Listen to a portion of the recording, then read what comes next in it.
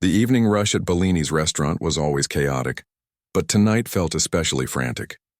The clinking of glasses mixed with the murmur of conversations as wealthy patrons dined on overpriced pasta and sipped imported wine. Through it all, Lily moved with practiced grace, balancing 3 plates along her arm while mentally keeping track of orders, special requests, and which customer needed a refill. "Table 7 needs more bread," called out Miguel from behind the bar. Lily nodded, quickly delivering the steaming plates to table 4 before grabbing a fresh basket of bread. At 26, she had mastered the art of efficiency.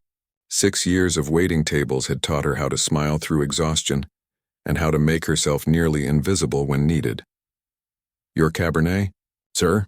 she said, placing the glass of wine beside a stern-looking man in an expensive suit. Thomas Reed was a regular at Bellini's, a tech millionaire known for his cutting remarks and measly tips. The staff drew straws to avoid serving his table, but Lily never complained when it fell to her. Money was money, and she needed every dollar. "It took long enough," Thomas said without looking up from his phone. "And bring me the chef's special rare." "Of course, sir," Lily replied, her smile never wavering. Behind that smile lay determination. Every dollar earned here, plus her morning shifts at the coffee shop downtown, went toward 2 things: her mother's growing medical bills and the piano lessons Lily still took every other Saturday. Some dreams were too precious to abandon completely. As she entered his order into the system, she overheard Thomas speaking loudly to his dining companion. "The charity gala next weekend is going to be the event of the season. Everyone who matters will be there," he boasted, making sure his voice carried. "We've flown in a chef from Paris and hired a string quartet from the symphony." Lily tried not to listen, but something inside her ached. In another life, she might have been playing in that quartet, before her mother's illness, before medical bills consumed their savings. Lily had been on track for a very different future, one filled with concert halls instead of dining rooms. "You there?" "Waitress," Thomas called out, snapping his fingers. "My friend and I need another bottle." Lily hurried over with the wine list, but as she approached, Thomas's assistant rushed in, looking flustered. "Mr. Reed, I just got word that the catering service for your gala canceled. Some issue with their staff coming down with food poisoning," the assistant explained. Thomas's face darkened. "Unacceptable. Find another company immediately." "I've tried, sir. Everyone's booked this weekend. It's graduation season." Lily quietly placed the wine list on the table, trying to slip away from what was clearly a private conversation. "Wait," Thomas called, his eyes narrowing as they landed on Lily.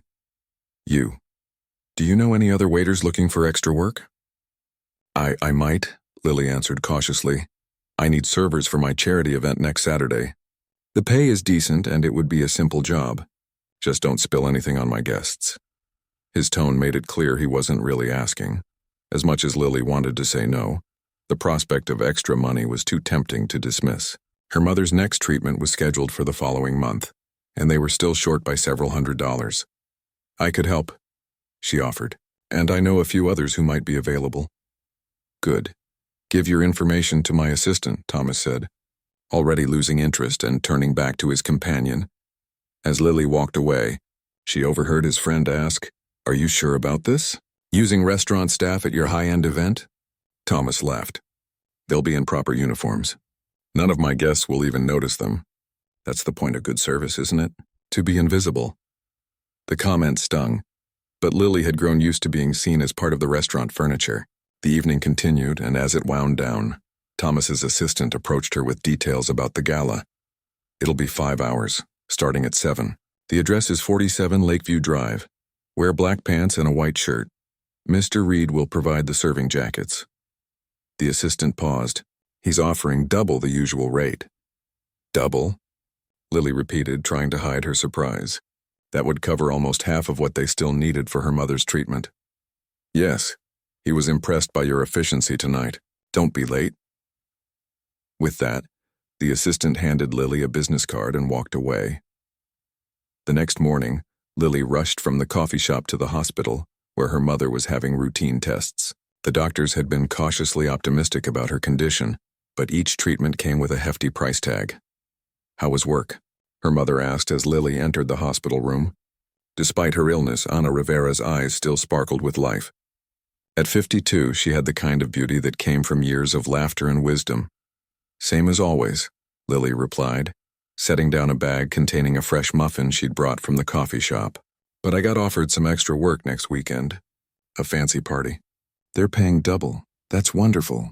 Anna smiled, though concern crept into her expression. But you're already working so much. When do you rest? Lily shrugged. I'll rest when we've paid off these bills. Besides, I still make time for my piano. Mrs. Chen says I'm making progress with the Chopin piece. At the mention of piano, Anna's face softened. You played so beautifully at your last recital. I wish. Don't, Lily said gently. We made the right choice. Family comes first. 5 years ago, Lily had been accepted to a prestigious music conservatory. Her talent had earned her a partial scholarship, but even with that, the costs had been too high. Then her mother was diagnosed and the decision was made. Lily deferred her acceptance, took up waitressing, and focused on helping her mother fight for her life. The conservatory spot went to someone else, but Lily never completely abandoned her music. She found an affordable teacher and practiced whenever she could. Later that week, Lily was arranging the napkins at Bellini's when Thomas Reed arrived for his usual Thursday dinner. She wasn't scheduled to be his server tonight, but he spotted her across the room. You, he called out. Come here. Lily excused herself and approached his table. Good evening, Mr. Reed. Antonio will be your server tonight. You're still coming Saturday, correct? With the others you promised? Yes, sir. I've arranged for 4 of us total. Thomas nodded, then frowned slightly. What's your name again? Lily. Lily Rivera. Rivera, he repeated, studying her. My assistant mentioned you're studying something. Music, was it? Lily blinked, surprised he'd bothered to learn anything about her. Piano, just lessons, not school. Interesting. A strange smile crossed his face. I have a grand piano at the house. Hardly gets used. That's nice, Lily replied, unsure where this was going. Make it 5 servers instead of 4, Thomas said suddenly, returning to his menu. And I want to double your offer. Quadruple the normal rate, but just for you. Lily's heart skipped. Quadruple? That would cover all of her mother's remaining treatment costs. That's very generous, but why? Just be there at 6 instead of 7. I have special instructions for you. With that, he dismissed her with a wave. As Lily walked back to her station, uneasiness settled in her stomach. Something felt off about the offer, but the money was too good to refuse. Whatever Thomas Reed was planning, she would handle it. She'd been managing difficult situations her entire adult life. Saturday arrived quickly.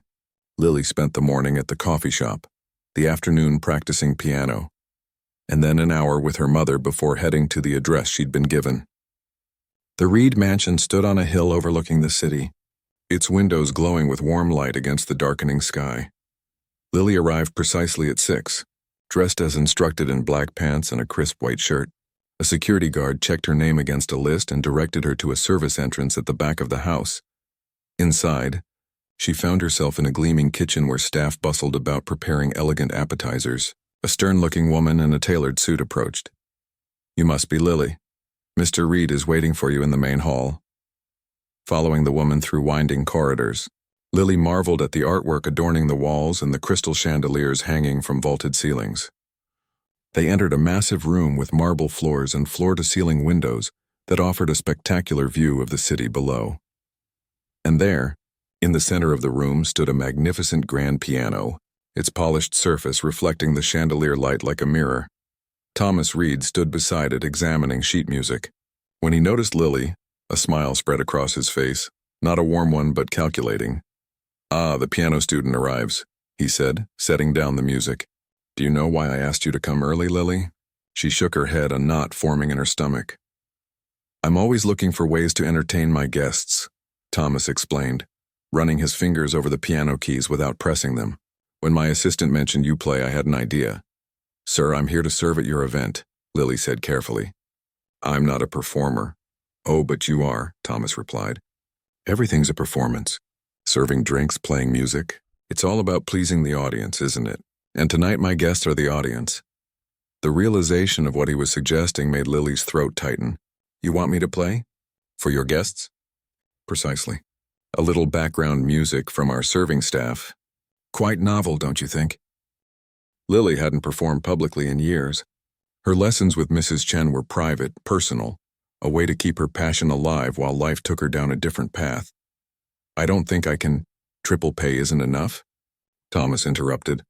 "Fine, 5 times your normal rate. Just for a few simple pieces during cocktail hour." Lily's mind raced. 5 times her normal rate would not only cover her mother's treatment, but would give them a small cushion for the first time in years. Still, something in Thomas's expression made her wonder if this was about more than entertainment. "Why me?" she asked directly. "You could hire professional musicians." Thomas stepped closer, his voice dropping. "Let's just say I enjoy the unexpected. My guests have seen it all. Orchestras, famous quartets, celebrity performers. But a waitress who plays piano? That will give them something to talk about." The word waitress fell from his lips with a hint of disdain that confirmed Lily's suspicions. This wasn't an opportunity. It was a spectacle. He wanted to parade her out as some kind of curiosity, the serving girl who could play a tune.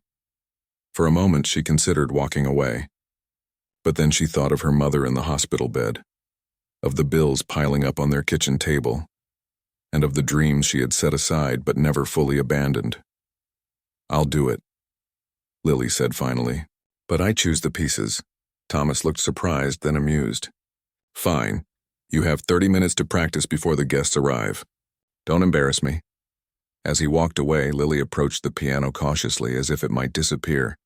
She sat on the bench, adjusted its height, and placed her fingers on the keys. The action was smooth, the tone rich and resonant, a far cry from the upright she practiced on at home. She began to play softly, tentatively at first, then with growing confidence. The music filled the empty hall, echoing off marble and crystal. For a moment, Lily closed her eyes and allowed herself to remember what it felt like to play for the joy of it, not just in stolen moments between shifts. Little did she know that this night would change everything. The stage was set, the audience would soon arrive, and Lily Rivera, waitress, daughter, and pianist, was about to deliver the performance of her life. The mansion transformed as guests began to arrive. Men in tailored suits and women draped in designer dresses and glittering jewelry filled the grand hall. Lily had changed into the serving uniform provided, a black vest over her white shirt that matched what the other servers wore. She kept to the kitchen, arranging champagne flutes on silver trays, her stomach nodding with each passing minute. "You look like you've seen a ghost," said Diego, one of the waiters Lily had brought along. At 45, he had been serving at Bellini's since before Lily started, and had taken her under his wing years ago. "I'm fine," Lily insisted, though her hands trembled slightly as she placed another glass on the tray. Diego raised an eyebrow. "That's not your usual dealing with difficult customers face. That's your something's really wrong face." Lily hesitated, then lowered her voice. "Reed wants me to play the piano for his guests, as some kind of entertainment." Diego's eyes widened. "Play, like perform? I didn't know you played piano." "I do. Or I did. I was pretty serious about it once." She glanced through the kitchen doorway at the gathering crowd. "But I haven't performed in front of people in years. Just my teacher and sometimes my mom." "So that's where you disappeared to on Saturday afternoons," Diego said, understanding dawning on his face. "But why would Reed ask you to play?" Before Lily could answer, the head server clapped her hands for attention. "First round of drinks going out now. Remember, be polite, be efficient, be invisible." Lily grabbed a tray and followed the others into the hall. The noise hit her first, dozens of conversations blending together beneath the high ceiling. She slipped between guests, offering champagne with a practiced smile. Most took glasses without acknowledging her presence. A few nodded their thanks. None looked her in the eye. As she worked, Lily couldn't help glancing at the grand piano sitting in the corner of the room. It stood silent, waiting like a beautiful animal ready to either sing or devour her. "There she is," came Thomas Reed's voice, suddenly close behind her. Lily turned to find him standing with a small group of well-dressed guests. "This is the young lady I was telling you about." Lily froze, her tray balanced perfectly despite her discomfort. Thomas placed a hand on her shoulder, a gesture that might have seemed friendly if not for his grip, just tight enough to be controlling. "Lily here is going to provide some musical entertainment for us tonight," he announced to his companions. "She works at my favorite restaurant downtown, When I discovered she plays piano, I simply had to bring those two worlds together. The guests regarded her with curiosity. One woman in a midnight blue dress tilted her head. How interesting. Where did you study, dear? Lily began, but Thomas cut her off. Oh, she's largely self-taught, I believe. Isn't that right, Lily? A natural talent. That wasn't true. Lily had studied seriously throughout high school, won competitions, prepared for conservatory. But before she could correct him, Thomas continued, I thought it would be refreshing to hear something authentic, not the usual trained professionals who all sound the same. The condescension in his voice was unmistakable. This wasn't about giving her an opportunity or even about entertaining his guests. This was about displaying her like an exotic curiosity, the working-class girl who could mimic real musicians. I had 8 years of classical training, Lily said quietly, finding her voice. And I was accepted to the National Conservatory before personal circumstances changed my plans. Thomas's smile tightened. Well, we're all excited to hear whatever you can play for us. Perhaps something simple to start. I wouldn't want to put too much pressure on you. One of the men laughed. Come now, Thomas. Don't tease the poor girl. If she doesn't want to play, but she does, Thomas insisted. We have an arrangement. Don't we, Lily? The money. Her mother's treatment. The bills piling up at home. Lily felt trapped between dignity and necessity.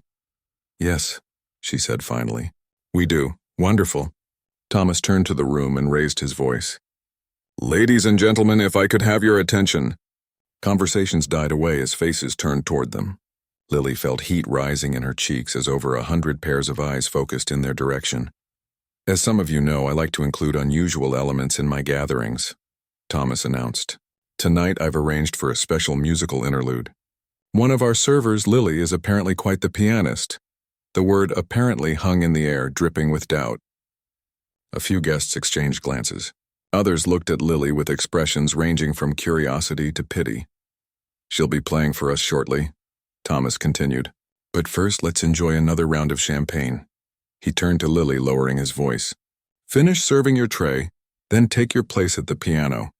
Nothing too complicated. These people have heard the best musicians in the world. Just play something pleasant for background music.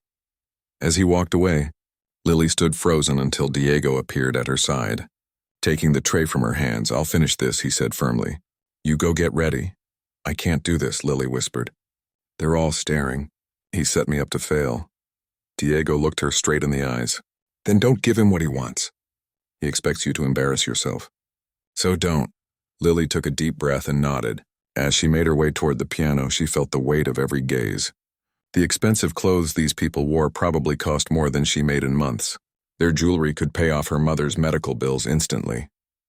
And here she was, about to sit at a piano worth more than everything she owned, expected to provide quaint entertainment before they moved on to the real event of the evening.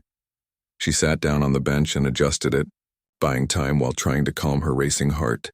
The room had grown quieter, though she could still hear murmurs and the occasional laugh, probably at her expense. What should she play? Thomas expected something simple, unthreatening, background music that his guests could talk over. Part of her wanted to give him exactly that, to get through this humiliation as quickly as possible, collect her money and never think about Thomas Reed again. But another part of her, the part that still practiced Chopin at dawn before rushing to her coffee shop shift, the part that had once dreamed of concert halls, that part wanted something else entirely. Her fingers hovered over the keys. The piano waited, patient and indifferent to her dilemma. Lily closed her eyes, trying to block out the room full of strangers. Instead, she pictured her mother sitting in the front row of her high school recitals, beaming with pride. She remembered Mrs. Chen, her current teacher, telling her that talent without courage was like a bird that refused to fly. She thought of the conservatory letter she kept, in a box under her bed, the one that began, "We are pleased to inform you." Lily placed her hands on the keys and began to play, not the simple melody Thomas had expected, not background music to be ignored. Her fingers found the opening notes of Chopin's Ballade No. 1 in G minor, a piece that told a story of its own, that began gently but built to moments of breathtaking complexity and emotion. It was a piece she had been working on for months, that she played in fragments during her precious practice time. that challenged her technically and emotionally. The first delicate notes filled the room, soft enough that conversations continued. But as the piece progressed, voices began to fade. The gentle introduction gave way to faster passages, her fingers dancing across the keys with increasing confidence. Lily kept her eyes closed, focusing only on the music. Each note connected to the next with the inevitability of raindrops joining to form a stream, then a river. Her body swayed slightly as the music flowed through her. When she reached the thunderous middle section, her hands flew across the keyboard, drawing sounds from the instrument that silenced every voice in the room. The magnificent piano responded to her touch as if they'd been partners for years, its rich tone filling every corner of the vast space. She had forgotten the guests, forgotten Thomas, forgotten even why she was there. For these minutes there was only the music, the story it told, the emotions it carried. Joy and sorrow, hope and regret, all tangled together in Chopin's masterpiece and expressed through her fingers. As she played the final descending notes and the last chord resonated through the room, Lily finally opened her eyes. The silence that followed was absolute. No clinks of glasses, no whispers, no movement. Every face was turned toward her, expressions transformed from condescension to astonishment. Thomas Reed stood nearest to the piano, his champagne glass frozen halfway to his lips, his face a mixture of confusion and disbelief. The silence stretched for 1 second, 2, 3, and then someone began to applaud. Others joined immediately, the sound swelling until the entire room was filled with enthusiastic clapping and exclamations of surprise and approval. Lily sat motionless, stunned by the response. The applause continued as a tall, elegant woman approached the piano, her eyes bright with emotion. "My dear," the woman said, her voice carrying a slight accent. "That was magnificent. Absolutely magnificent. Where on earth did you study?" Before Lily could answer, others crowded around asking questions, offering compliments. The same guests who had looked through her minutes ago now vied for her attention. "I thought Thomas said you were a waitress," said a gray-haired man in an expensive suit. "I am," Lily replied simply. "Impossible," declared another guest. "No one plays like that without professional training. That was conservatory level at least." From the corner of her eye, Lily could see Thomas making his way toward them, his expression unreadable. Whatever game he had been playing, the rules had clearly changed. A distinguished-looking older man with silver hair and kind eyes pushed through the crowd. He moved with the confident air of someone used to respect. "Excuse me," he said, his deep voice cutting through the chatter. "I must speak with this young woman." The crowd parted for him. He stopped directly in front of Lily and extended his hand. "My name is Victor Leonov. I am the director of the symphony orchestra. And I believe, young lady, that you and I have much to discuss." Lily took his hand, unable to process what was happening. Victor Leonov, the famous conductor and pianist, was speaking to her as an equal, looking at her with professional respect. "Your technique is impeccable," he continued. "But more importantly, you play with soul, with story. That cannot be taught." Thomas finally reached them, his composure regained. "Victor, I see you've met our entertainment for the evening." Victor turned to Thomas, one eyebrow raised. "Entertainment? This young woman is an artist of the highest caliber." He turned back to Lily. "Tell me, why are you serving drinks instead of giving concerts?" All eyes turned to Lily, waiting for her answer. The truth was complicated, personal. A story of sacrifice and hardship these wealthy people might never understand. But as she looked at their expectant faces, at Thomas's discomfort, at Victor's genuine interest, Lily realized something important. Her circumstances had changed, but her talent had not. Her dreams had been deferred, not destroyed. "Life took a different turn than I expected," she said finally, "but music has always been my true passion."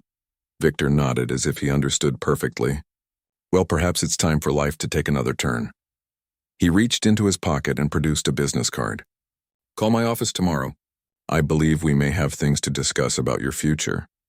As Lily took the card, she caught sight of Diego standing by the kitchen door, grinning and giving her a thumbs up.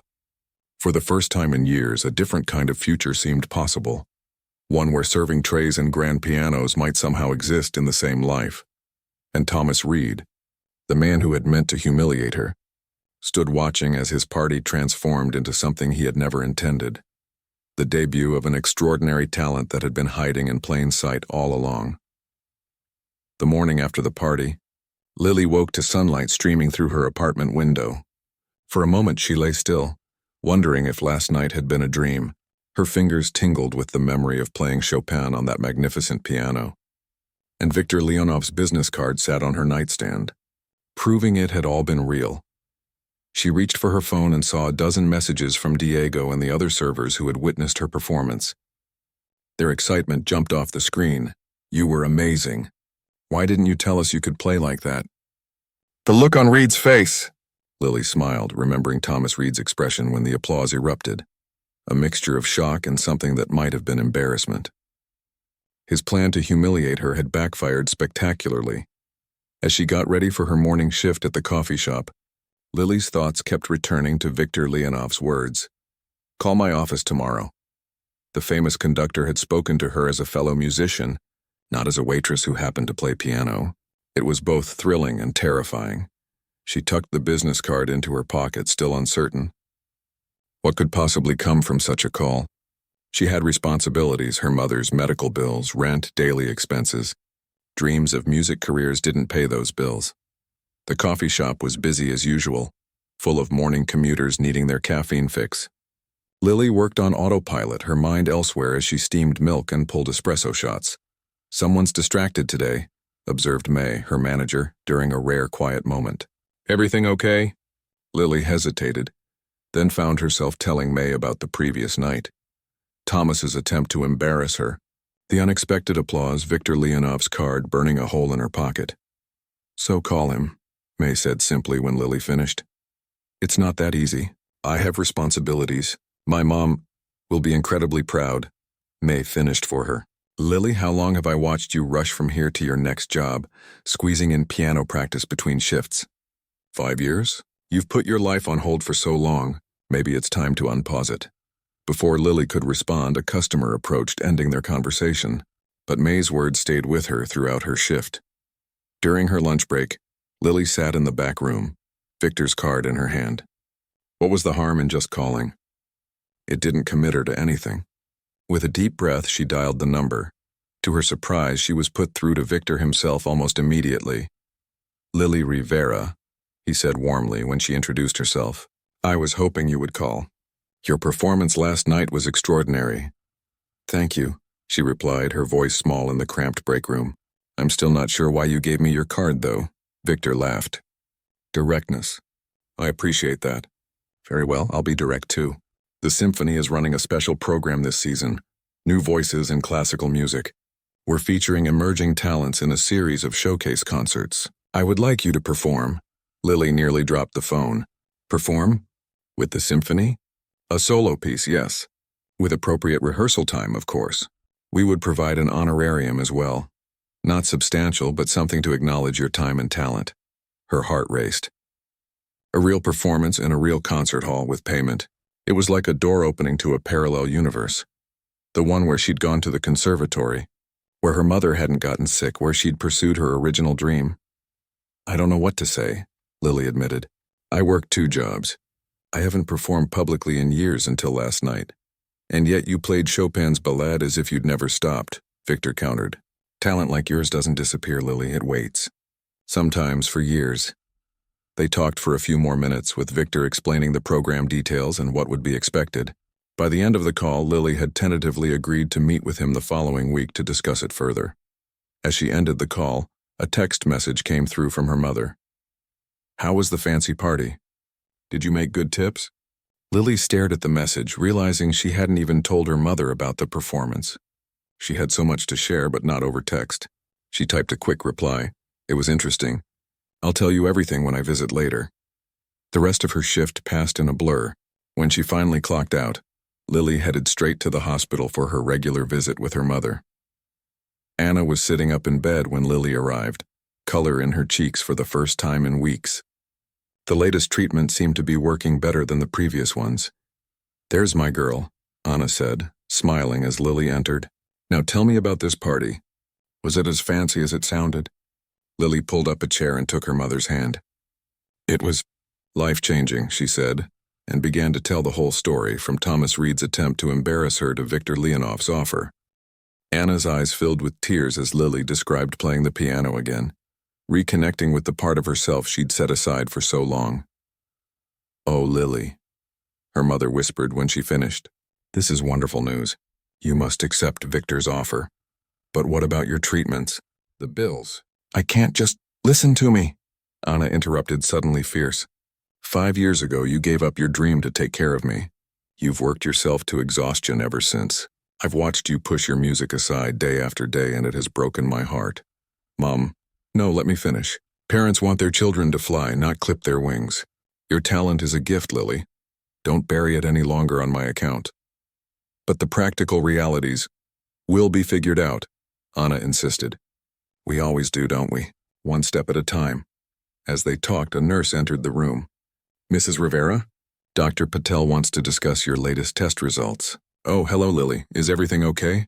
Lily asked, immediately concerned. The nurse smiled. "Dr. Patel can explain everything." Minutes later, the doctor arrived, clipboard in hand. "The new treatment protocol is working better than expected," he said without preamble. "Your mother's numbers have improved significantly in just 2 weeks." Relief flooded through Lily. "So what does that mean going forward?" "It means we're cautiously optimistic," Dr. Patel replied.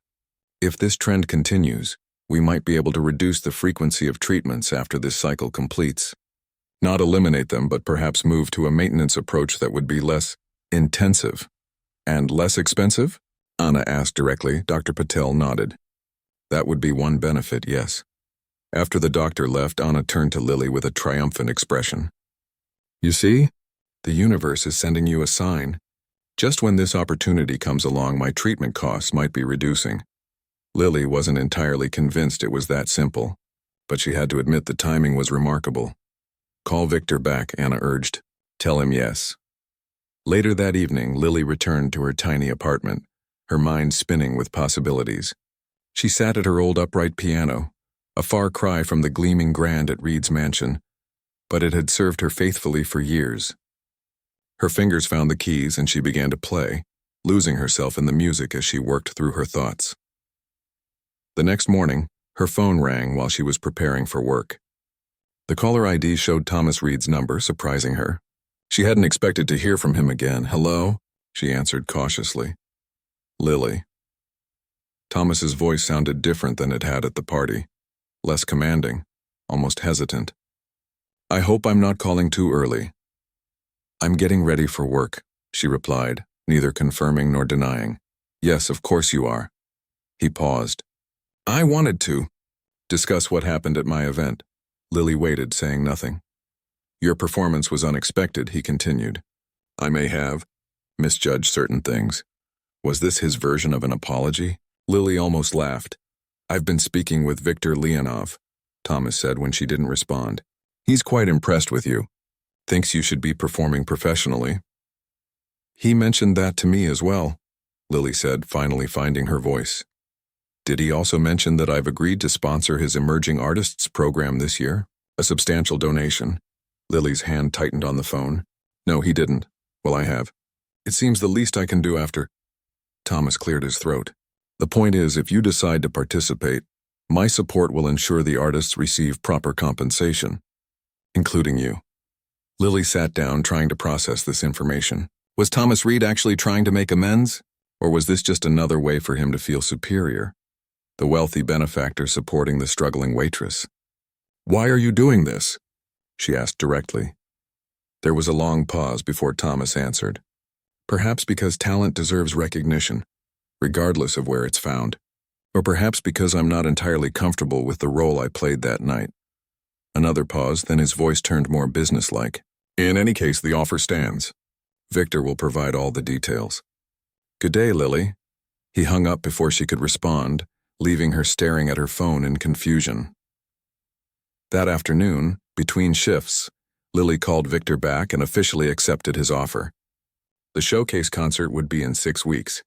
She would perform Chopin's Ballade No. 1, the piece that had captivated the audience at Reed's party. "Excellent," Victor said. "We'll need to schedule rehearsals, of course. Can you come to the Symphony Hall tomorrow? I'd like to hear you play on our Steinway." Lily looked at her work schedule, then made a decision. I'll be there. The next day, she asked both her managers for schedule adjustments. To her relief, both were accommodating once she explained the situation. Consider it a paid leave of absence, May said at the coffee shop. Just promise to remember us when you're famous. At the restaurant, her manager was equally supportive. Take whatever time you need for rehearsals. We'll work around it. Just don't quit on us entirely. Our customers would miss you. When Lily arrived at Symphony Hall for her first meeting with Victor, she felt like an imposter. The grand building with its imposing columns had always seemed like a place for other people with formal training in expensive instruments and years of professional experience. Yet the staff greeted her warmly, directing her to the rehearsal room where Victor waited. The space was smaller than she'd imagined, but still impressive, with high ceilings and perfect acoustics. And in the center stood a magnificent Steinway concert grand piano, even more beautiful than the one at Reed's mansion. "Ah, Lily," Victor said, standing to greet her. "Welcome. This will be your rehearsal space for the next few weeks. What do you think?" She approached the piano reverently, running her fingers lightly over the fallboard. "It's incredible. Play something," Victor encouraged. "Get acquainted with it." Lily sat at the bench, adjusting it to her height. She placed her hands on the keys and began to play. Not Chopin this time, but a simple Bach prelude, letting the clear, pure notes fill the room. The piano responded to her touch like a living thing, each note ringing with perfect clarity. It was like switching from a bicycle to a sports car. The same basic principles, but with a responsiveness and power that took her breath away. When she finished, Victor was smiling. "Yes," he said simply. "This is going to work beautifully." As Lily left Symphony Hall that day, she felt something she hadn't experienced in years. Possibility. The path ahead was still uncertain. Her mother's health, her financial responsibilities, her lack of formal credentials, these challenges remained. But for the first time since she'd deferred her conservatory acceptance, Lily allowed herself to imagine a future where music took center stage in her life again. Not just in stolen moments between shifts, but as her primary focus. All because a wealthy man had tried to shame her, never suspecting that in doing so, he would accidentally set her free. The weeks leading up to the showcase concert passed in a whirlwind of activity. Lily's life had transformed from a predictable routine of coffee shop mornings and restaurant evenings to something entirely new. She still worked shifts at both jobs, but now her schedule revolved around rehearsals at Symphony Hall. Every other day, she sat at the magnificent Steinway, working with Victor to refine her performance of Chopin's Ballade. His guidance was gentle but precise, pushing her to explore nuances in the music she had never considered before. "You have the technical skill," he told her during their third session. "That's clear. But now we need to focus on storytelling. This piece tells a story, Lily. What story are you telling?" She thought about it as her fingers moved across the keys. "It starts peacefully, almost questioning, then builds to this storm. Like life itself, I suppose. The calm, the chaos, moments of beauty in between, and then that ending." Victor nodded, his eyes gleaming.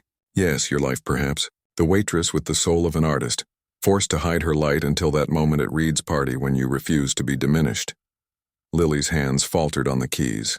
"I wasn't thinking of it that way." "Play it again," Victor suggested. "But this time tell your story through Chopin's notes." She closed her eyes and began again, this time allowing her emotions to flow directly into the music. The years of setting aside her dreams, the exhaustion of working multiple jobs, the love for her mother that made it all worthwhile, and finally, the moment of rebellion and triumph at Reed's mansion. When she finished, Victor was silent for a long moment. "That," he said finally, "is how you will play it at the concert." On her way home from rehearsal, Lily stopped by the hospital to visit her mother. The new treatment continued to show promising results, and the doctors were cautiously optimistic about moving to a less intensive regimen soon. "You look different," Anna observed, as Lily arranged fresh flowers by the hospital bed. "There's a spark in your eyes I haven't seen in years." Lily smiled. "It's the music.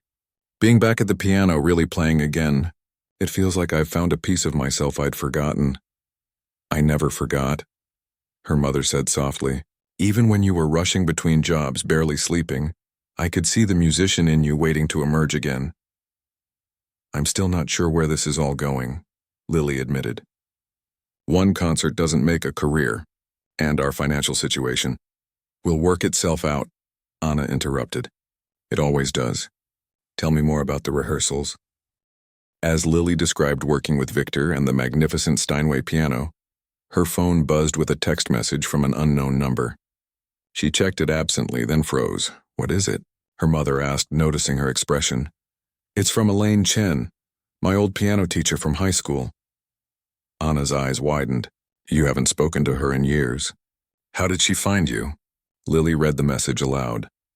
Lily, I just heard from Victor Leonoff that you're performing in the symphony showcase. I always knew you would find your way back to music. I'll be in the front row. We have much to catch up on. Victor must have told her, Lily said, surprised and touched that her former teacher had reached out. I haven't seen Mrs. Chen since I deferred conservatory. Call her, Anna urged.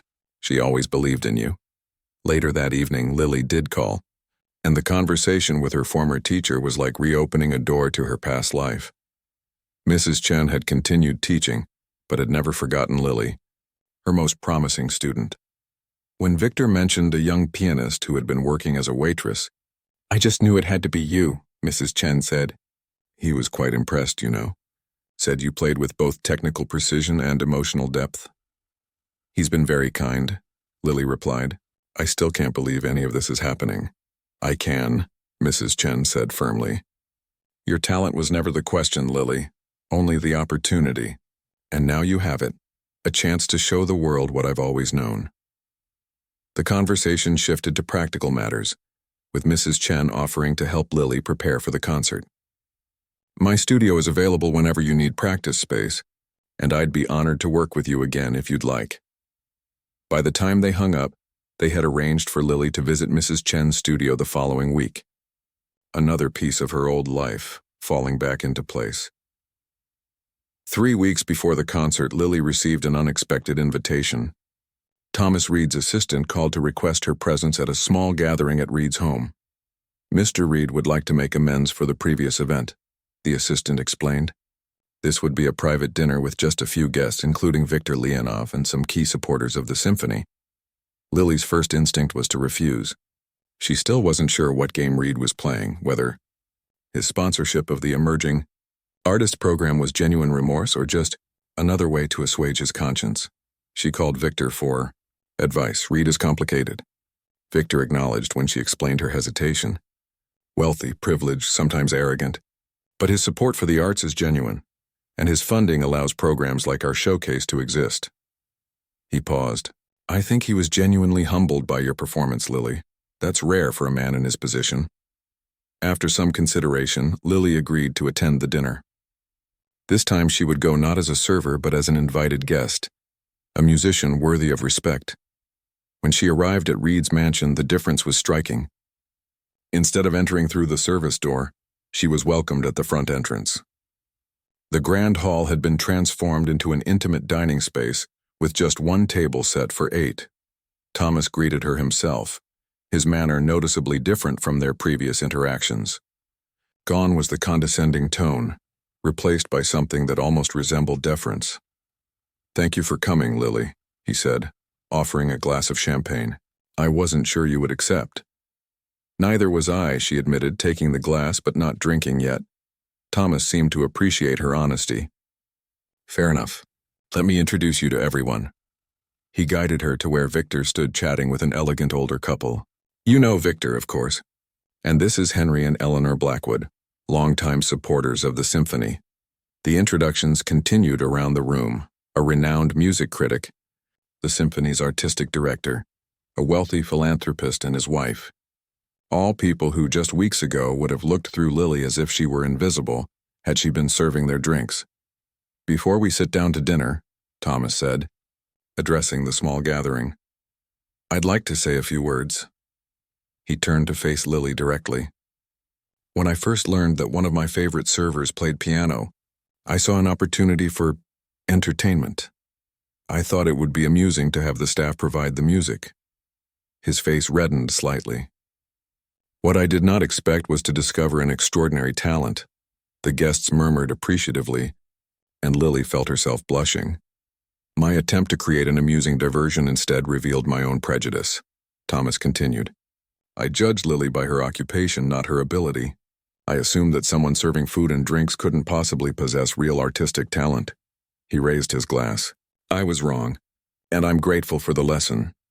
The others raised their glasses as well, and Lily found herself unexpectedly moved by Thomas's words. They seemed sincere, a genuine acknowledgement of his misjudgment. During dinner, the conversation flowed easily, focusing mainly on music and the upcoming showcase. Lily, initially worried she would have nothing to contribute, found herself drawn into discussions about different interpretations of Chopin and the challenges of performing emotionally demanding pieces. Tell us, Lily, said Eleanor Blackwood as dessert was served. Why did you never pursue music professionally? Victor says your talent is exceptional. The table fell silent, waiting for her answer. It was the question that had followed Lily since the night of Reed's party, the one she'd been asked in various forms by Victor, by Mrs. Chen, by her mother. Life took an unexpected turn, she said simply. My mother became ill just as I was accepted to the conservatory. The timing and the finances, or she shrugged. I made a choice to be there for her. And now? Henry Blackwood asked gently. What happens after the showcase? It was the question Lily had been asking herself for weeks. What did happen next? The showcase was a wonderful opportunity, but then what? Back to full-time waitressing? Or was there another path forward? Before she could formulate an answer, Thomas spoke up. Actually, I might have a proposition that addresses that very question. He looked at Victor, who nodded encouragingly. The Symphony's education program has been looking to expand its community outreach. We, that is my foundation, have agreed to fund a new position. A teaching artist who would work with underserved schools and community centers, bringing music education to children who might otherwise never have access. Lily's heart began to beat faster as she realized where this was going. The position would include performing duties as well, Thomas continued. Regular appearances with the symphony, solo recitals, participation in chamber music programs. It would be part-time to start, with the possibility of becoming full-time as the program grows. And you're offering this position to me? Lily asked, hardly daring to believe it. Victor and the artistic director would make the final decision, of course, Thomas said quickly. But yes, your name has been suggested as an ideal candidate. Someone with both exceptional musical ability and real-world experience. Someone who understands what it means to have to set aside your passion for practical reasons. The artistic director nodded. We haven't formally opened the position yet, but based on what Victor has told us and what I've heard about your playing, I'd be very interested in discussing it with you after the showcase. I don't know what to say, Lily managed, overwhelmed by the possibility being presented. A job that combined teaching and performing. A foot in the door of the professional music world. A chance to share her passion with children who might otherwise never touch a piano.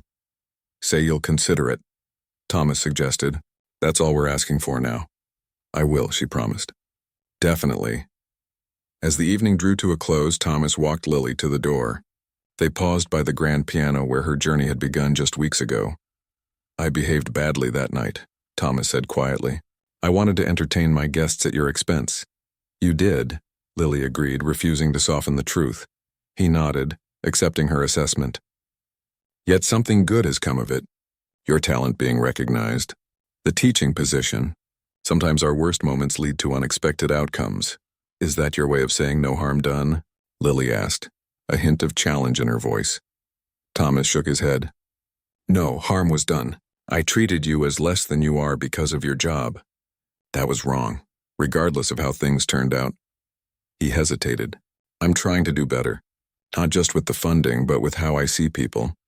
Lily studied his face, searching for insincerity, but finding none. Well, she said finally, I guess we've both learned something then. What have you learned? Thomas asked, genuinely curious. Lily glanced at the piano, then back at him. That sometimes life gives you a second chance at a dream. And when it does, you should play with everything you've got. On the ride home, Lily thought about how dramatically her life had changed in just a few weeks. From serving drinks at Reed's party to being his dinner guest. From hiding her talent to being courted for a position with the symphony. And it had all begun with one man's attempt to humiliate her. When she reached her apartment, Lily sat at her old upright piano in the darkness. Her fingers found the opening notes of Chopin's Ballade, the piece that had changed everything. As she played, she thought about all the twists and turns that had led her to this moment. The conservatory acceptance she'd deferred, the years of double shifts and stolen practice time, the night at Reed's mansion when she'd refused to be diminished, the rehearsals with Victor, and now, the possibility of a future where music took center stage again. 2 weeks before the showcase concert, Lily finally allowed herself to believe that her life had truly taken a new direction, that the waitress with the hidden talent had begun to emerge as the musician she'd always been meant to be, and when the day of the concert finally arrived, she would be ready to tell her story, not just with words, but with music that spoke directly to the heart. The day of the showcase concert arrived with a perfect blue sky and gentle breeze, the kind of weather that felt like a good omen. Lily woke early, her mind already racing with thoughts of the evening ahead. She had taken the day off from both jobs to prepare herself mentally and physically for the performance. Her morning ritual was simple: a cup of strong coffee, an hour of gentle practice on her upright piano to warm up her fingers without tiring them, and then a visit to her mother at the hospital. Anna was sitting up in bed when Lily arrived, already dressed in a pretty blue blouse rather than her usual hospital gown. "What's this?" Lily asked, gesturing to her mother's outfit. "Are you going somewhere?" Anna's smile was radiant. "As a matter of fact, I am. Dr. Patel has given me permission to attend your concert tonight. 4 hours out of this place, can you believe it?" Lily's hand flew to her mouth. "Really? But I thought that I was too sick." "Not anymore." Anna reached for Lily's hand. "The new treatment is working better than anyone expected. My numbers are almost normal, and Dr. Patel says as long as I take it easy and come straight back afterward, there's no reason I can't see my daughter's debut." Tears sprang to Lily's eyes. Having her mother in the audience would make the night perfect. "That's the best news I could have gotten today." "Not quite," Anna said, reaching for an envelope on her bedside table. "This came for you yesterday. I asked Diego to bring it when he visited." Lily opened the envelope and pulled out a card. Inside was a brief message: "Wishing you every success tonight. Your conservatory place will be held for you whenever you're ready. Dean Matthews, National Conservatory of Music." Lily stared at the card in disbelief. "How is this possible?" "It's been 5 years. Victor made some calls," Anna explained. "Apparently the dean remembered you. Your audition was one of the most impressive he'd ever heard. He's coming tonight." It was almost too much to process. First her mother's improved health and permission to attend the concert, and now this, a door she thought had closed forever, reopening just a crack. "I don't even know if I want to go back to school," Lily admitted. "So much has changed. And there's the teaching position Thomas mentioned." "Options," Anna said, squeezing her hand. "For the first time in years, you have options. What a beautiful gift." Lily spent the afternoon at Symphony Hall practicing one last time on the concert Steinway. Victor had arranged for her to have the stage to herself for 2 hours to get comfortable in the space where she would be performing. The concert hall was eerily quiet with its rows of empty seats. Lily sat at the piano, running her fingers lightly over the keys without pressing them, imagining the hall filled with people. Would she be nervous? Probably. But she also felt ready in a way she hadn't expected. "This is where you belong," came Victor's voice from the side of the stage. He walked toward her, his footsteps echoing in the empty hall. "How do you feel?" "Nervous, excited, grateful," Lily replied honestly. "I keep thinking about how I almost didn't go to Thomas's party that night. How close I came to turning down the extra work because something felt off about it." Victor nodded thoughtfully. "Life hinges on small decisions sometimes. If you hadn't gone, if you hadn't played when Thomas put you on the spot, I'd still be serving drinks and dreaming of what might have been," Lily finished. "Play it once more," Victor suggested. "Not the whole piece, just the ending. The triumphant part." Lily positioned her hands and played the final section of Chopin's Ballade, the cascading notes that resolved into a conclusive, powerful ending. The sound filled the empty concert hall, lingering in the air even after her hands stilled. "Perfect," Victor said softly. "Now save the rest for tonight." The hours before the concert passed quickly. Lily returned home to rest, then dressed in the outfit she had chosen for her performance. a simple but elegant navy blue dress that made her feel both confident and comfortable at the piano. When she arrived back at Symphony Hall, the atmosphere had transformed. The previously empty building now buzzed with energy as the other performers arrived and staff made last-minute preparations. The showcase featured 6 emerging artists in total, each performing one piece, with Lily scheduled to close the first half of the program. In the green room, she met the other performers, a violinist, a cellist, a flutist, and 2 other pianists. All had formal training and established beginnings to their careers. Lily was the only one who had taken a detour through restaurant work. "Is it true you were discovered while working as a waitress?" asked one of the pianists, a young man named David who had recently graduated from a prestigious music school. "Something like that," Lily replied, not wanting to get into the full story. "I've actually played since childhood. Life just took me in a different direction for a while." "Well, Victor doesn't invite just anyone to perform," said the cellist warmly. "He must have heard something special in your playing." As the house lights dimmed and the concert began, Lily waited backstage, listening to the other performances while trying to keep her nerves in check. Each of the other musicians played beautifully, their years of training evident in every note. When it was finally her turn, Lily took a deep breath and walked onto the stage. The applause that greeted her was polite but reserved, the standard welcome for an unknown performer. As she took her seat at the piano, Lily scanned the audience. In the front row sat her mother, looking happier and healthier than she had in months. Beside her was Mrs. Chen, beaming with pride. A few seats down, she spotted Thomas Reed sitting next to Victor, both men watching intently. But it was the rest of the audience that caught Lily by surprise. In the third row, wearing their nicest clothes, sat Diego, May, and several of her co-workers from both the restaurant and the coffee shop. They grinned and gave her discreet thumbs-up signs when they saw her notice them.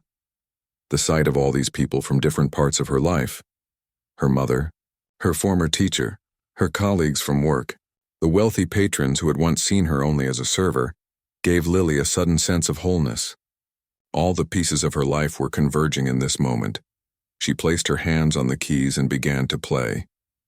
The opening notes of Chopin's ballad floated out over the hushed audience. Lily played the gentle introduction with a questioning tenderness, letting each phrase breathe. As the piece progressed, her fingers moved with increasing confidence, building the narrative that she and Victor had discussed during their rehearsals. This was her story, the years of setting dreams aside, the daily struggles, the moment of decision at Reed's party when she refused to play it safe, and finally, the triumphant reclaiming of her passion. When she reached the stormy middle section, her hands flew across the keyboard with a controlled power that Victor had helped her refine. Each note was clear, each phrase shaped with intention. The magnificent Steinway responded to her touch as if it had been waiting for her all along, its rich voice carrying her music to every corner of the hall. As she approached the final section, Lily felt a curious sense of calm settle over her. The nervousness had vanished, replaced by an absolute certainty that this was exactly where she belonged. Her fingers found the cascading notes of the conclusion, building to that powerful final statement that had so impressed Victor during her practice session. The last chord rang out, filling the concert hall with its resonance. For a moment there was complete silence, that magical pause between the end of the music and the beginning of the audience's response. Then the applause began. It started slowly, then built to a roaring crescendo as people rose to their feet. Lily stood from the piano bench, momentarily overwhelmed by the response. From her position on stage, she could see her mother crying happy tears, Mrs. Chen applauding with fierce pride, and her co-workers cheering enthusiastically. Thomas Reed was standing too, his face bearing an expression Lily had never seen before, a mixture of admiration and something that might have been regret for what he had initially tried to do. As the applause continued, Lily took her bow, then walked off stage with her head high. The other performers congratulated her, genuine in their praise. "That was incredible," David said. "Victor was right about you." After the concert, a reception was held in the Symphony Hall lobby. Lily found herself surrounded by well-wishers, including several who introduced themselves as donors and supporters of the symphony. "Your performance was extraordinary," said a silver-haired woman who identified herself as the chair of the symphony's board. "Victor tells me you're considering the teaching artist position." I am, Lily confirmed, though I'm also thinking about Dean Matthews' offer to return to the conservatory. Why not both? The woman suggested. Many of our musicians balance teaching, performing, and continuing education. We could structure,